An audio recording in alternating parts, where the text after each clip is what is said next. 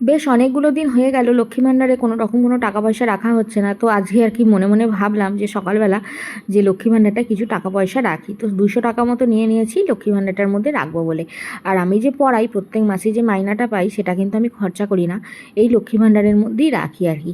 একবার জানেন লক্ষ্মী ভাণ্ডারে অনেক টাকা পয়সা জমিয়েছিলাম, তো সেই জমিয়ে একবার একটা মিক্সি মেশিন কিনেছিলাম, যে মিক্সি মেশিনটা আমি আজও ব্যবহার করি।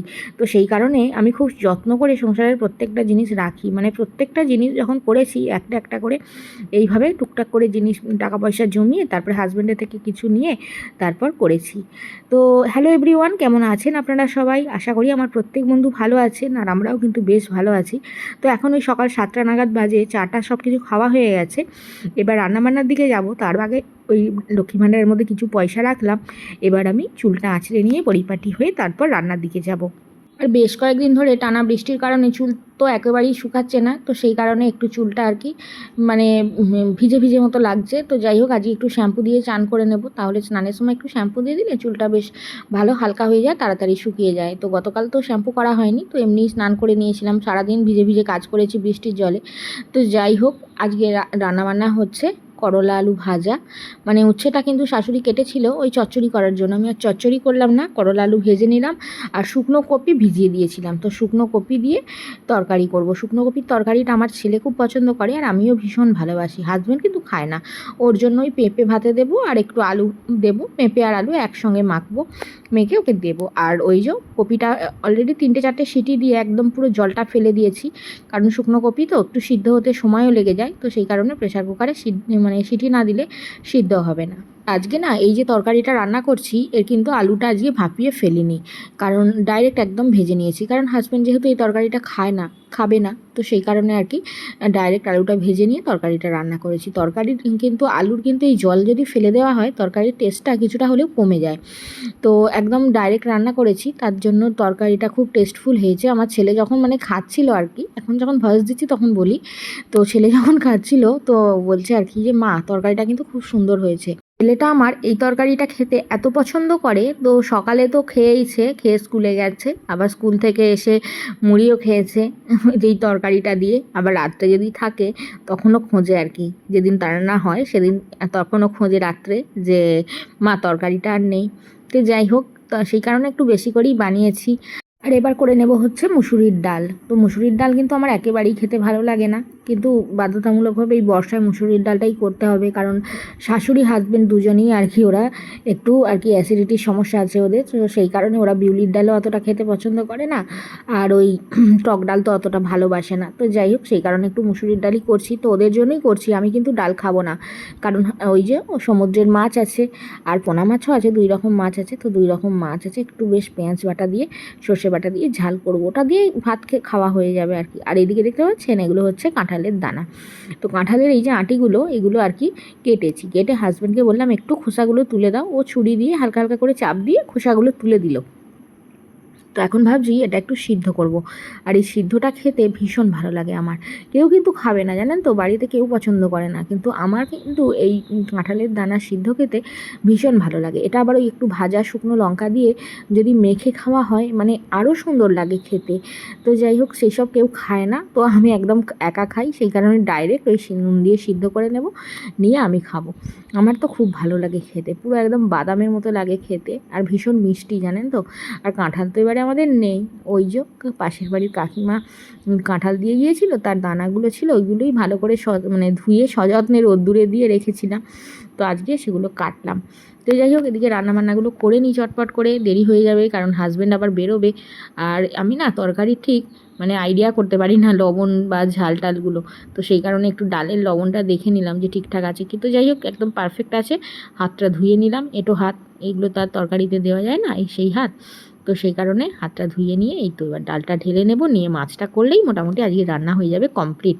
আমাদের বাড়িতে মোট মানুষ হচ্ছে 4 জন, আমার শাশুড়ি হাজবেন্ড ছেলে আমি, কিন্তু 4 জন মানুষের পছন্দ কিন্তু খুব আলাদা আলাদা, তো সেই কারণে এই রকম দফায় দফায় রান্নাবান্না করতে হয়। আমি আবার এই সমুদ্রের মাছগুলো খেতে ভীষণ পছন্দ করি, তবে আমি সব রকমেরই মাছ খাই, তবে এই সমুদ্রের মাছগুলো খেতে যেন আমার একটু বেশি ভালো লাগে, সেই কারণে হাজবেন্ড আর কি নিয়ে আসে। আর আমার ছেলে বা শাশুড়ি ওরা কিন্তু একেবারেই এই মানে সমুদ্রের মাছ খেতে পছন্দ করে না, বিশেষত মানে আমার শাশুড়ি তো একেবারেই নয়।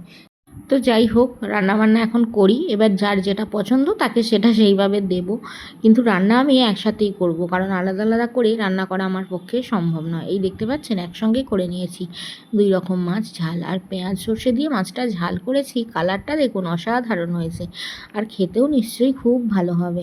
তো আমি সেই কারণে আমার জন্য ডাল রান্না করলাম না, অল্প করে ডাল করেছি। হাজব্যান্ড, ছেলে আর শাশুড়ি খাবে। আর আমি কিন্তু এই মাছের যে ঝালটা বানিয়েছি দেখছেন সর্ষে বাটা পেঁয়াজ বাটা দিয়ে, তো এটা দিয়েই খাবো। তো খেতে আমার মানে পেঁয়াজ বাটা দিয়ে সর্ষে বাটা দিয়ে যদি মাছের ঝাল করা হয়, সেই ঝালটা খেতে আমার খুবই ভালো লাগে।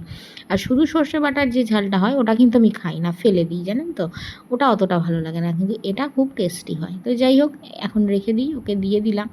আর এই যে কাঁঠালের দানাগুলো কিন্তু আমি সিদ্ধ করে নিয়েছি, এই দেখুন খাচ্ছি, আর খুব টেস্টিও হয়েছে। সারাদিনের মধ্যে খেয়ে আমি কিন্তু শেষ করে নেব, কারণ আমার কিন্তু এই কাঁঠালের দানা খেতে ভীষণ ভালো লাগে। তো যাই হোক, ছেলেটা স্কুলে যাবে, তাকেও খেতে দেবো।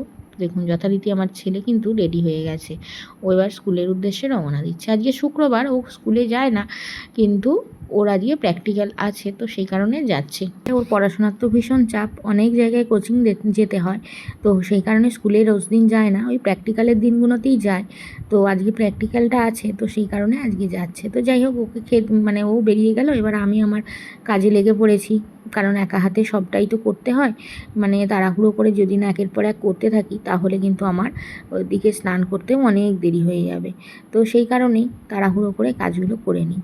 তো তারপর খাওয়া দাওয়া করব, দেখি যদি সময় পাই তখন খাবো, আর যদি না সময় পাই তাহলে খাওয়া হবে না, একেবারে দুপুরে ভাতে জলেই খেতে হবে। তো এদিকে সমস্ত সব বাসনকোসন মাজা ধোয়া কমপ্লিট হয়ে গেছে, সব এই তো কলের রেলিংটাতেই জল ঝরাতে দিয়ে দিয়েছি। আর উঠানে বাসনের ঝাঁকাটা নামিয়ে দিই, আজকে আর দিইনি, ওখানেই আছে, তো থাক। একদম রান্নাঘর মুছে তখন আর কি ওই রান্না দুয়ারে তুলে দেবো, কারণ বৃষ্টি আসছে তো হঠাৎ হঠাৎ করে। এখন বৃষ্টিটা পড়ছে না, কিন্তু না জানি আবার কখন এসে যায়। তো ছাদে যাব, কাপড় জামা সব আছে সেগুলোও মেলবো, আর ওই হাজব্যান্ডেরগুলোও নিয়ে আসলাম।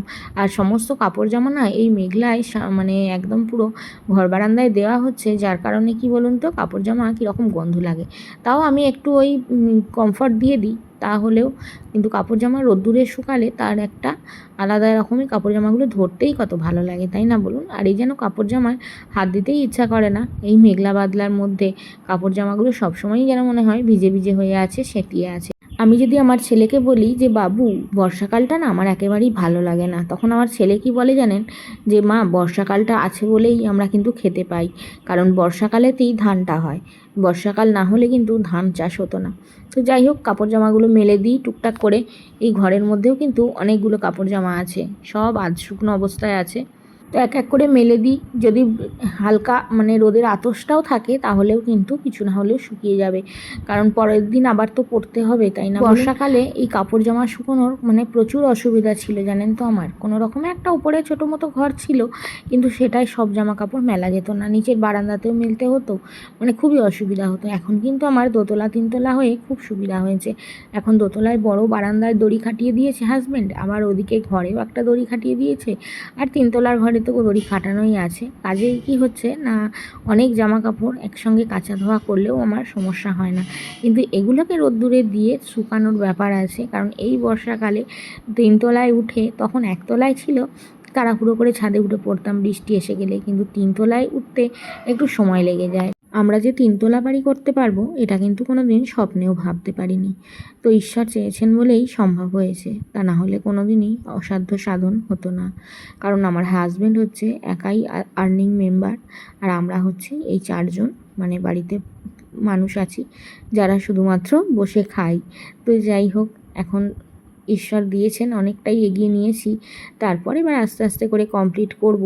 এখনও কিন্তু নিচে আমার অনেক কাজ আছে জানেন তো, ঘর মুছতে হবে, তারপরে রান্নাঘর মুছতে হবে, মানে 3টে ঘর, তারপরে রান্নাঘর, এইগুলো সব আজকে নাতা বালতি দিয়ে ভাবছি মুছবো, কারণ লাঠি দিয়ে মুছি রোজ দিন, আজকে নাতা দিয়ে মুছবো, কারণ বেশ এই কদিন বর্ষা হচ্ছে তো, লাঠি দিয়ে মুছলে দেখেছি শুকাতে একটু দেরি হয়, আর ওই যে নাতা দিয়ে মুছলে খুব শুকনো শুকনো করে মুছে নিলে তাড়াতাড়ি শুকিয়ে যায়।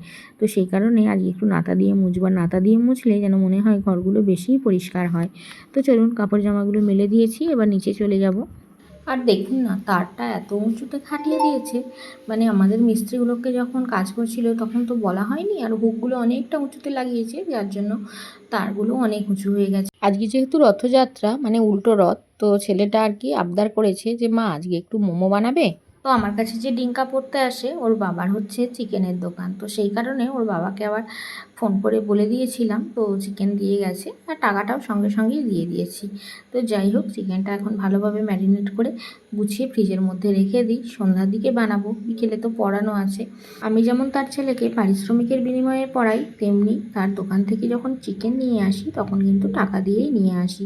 ছাত্র বলে এই নয় যে তাদের দোকান থেকে আমি বিনা পয়সায় জিনিস নেব, আমি সেই সমস্ত জিনিসগুলো একেবারেই পছন্দ করি না। তো যাই হোক, এখন দেখুন না, খেতে বসেছি, এখন কিন্তু অনেকটাই বেলা হয়ে গেছে, প্রায় 3টের কাছাকাছি বাজতে চলেছে। আর শাশুড়িকে ভাত দিয়ে দিয়েছিলাম 1টার সময়, শাশুড়ির তো খাওয়া হয়ে গেছে। আর ছাদে ছিল অনেকগুলো কাপড় জামা, কিন্তু আকাশটা খুব মেঘাচ্ছন্ন হয়েছিল বলে আমি একটু ছাদে অপেক্ষা করছিলাম। তো কাপড় জামাগুলো শুকিয়ে গেল, তারপর গুছিয়ে তুলে রেখে এসে এই যে খেতে বসেছি। তো এই যে উচ্ছে আলু ভাজা, শুকনো কপির তরকারি, আর এই যে মাছের ঝাল। মাছের ঝালটা দিয়েই আজকে আমি ভাত খাবো, কারণ মাছের ঝাল দিয়ে ভাত খেতে বেশি পছন্দ। জানেন তো, আমি না অনেকটা ভোরে ঘুম থেকে উঠি, ওই 5টা থেকে 5:30টার মধ্যে ঘুম থেকে উঠে পড়ি। কিন্তু ঘটনা হচ্ছে, সংসারের সমস্ত কাজটা যেহেতু আমাকে একা হাতে করতে হয়, তো একটু বসার অবসর পাই না আমি। কাজেই স্নান টান করার পর শরীরটা না একদম ছেড়ে দেয়, তখন আর কি মনে হয় একটু 2-10 মিনিট বসি, তারপরে খাওয়া দাওয়া করব। আর ওই যে হাতে থাকে ফোনটা, একটু দেখতে দেখতে কখন যে আধ ঘন্টা 45 মিনিট পার হয়ে যায় নিজেই বুঝে উঠতে পারি না। তো যাই হোক, সেই কারণে একটু দেরি হয়ে যায় আমার ভাত খেতে। আর কাজকর্ম থাকলে তো অন্যান্য দিন আবার দোতলাটাও পরিষ্কার করতে হয় মাঝে মাঝে, সেই কারণে অন্যান্য দিন কাজের মধ্যেও প্রায় 2-2:30টা বেজে যায়। তো যাই হোক, সংসারের কাজ কিন্তু আমি খুঁটিয়ে, মানে পরিষ্কার পরিচ্ছন্ন করে করতে বেশি পছন্দ করি। নিজে সাজগোজ করে থাকার থেকে আমি ঘর বাড়ি, মানে সমস্ত জিনিসগুলোকে গুছিয়ে রাখতে, প্রত্যেকটা মানুষের পোশাক আশাক যেন পরিষ্কার থাকে, সেই দিকে না আমার খুব সচেতনতা। কিন্তু আমি না নিজে এত পরিপাটি হয়ে থাকতে পারি না, ঠিক কথাই। তো যাই হোক, এখন খাওয়া দাওয়া করে নিই, অনেক কিছু কথাই আপনাদের সঙ্গে বলে ফেললাম। আর আজকের মতো তাহলে এখানেই শেষ করছি। আর আপনারা সবাই ভালো থাকবেন, সুস্থ থাকবেন, সাবধানে থাকবেন। আর আমার ভিডিও যদি ভালো লেগে থাকে, যে যেখান থেকে দেখছেন, একটু সাবস্ক্রাইব করে আমার পাশে থেকে আমার বন্ধু হবেন, আমাকে একটু মনের দিক থেকে উৎসাহিত করবেন, তাহলে আমি ভিডিও বানানোর জন্য উৎসাহ পাবো। আজকের মতো আসছি, সবাই ভালো থাকবেন, সুস্থ থাকবেন, টাটা।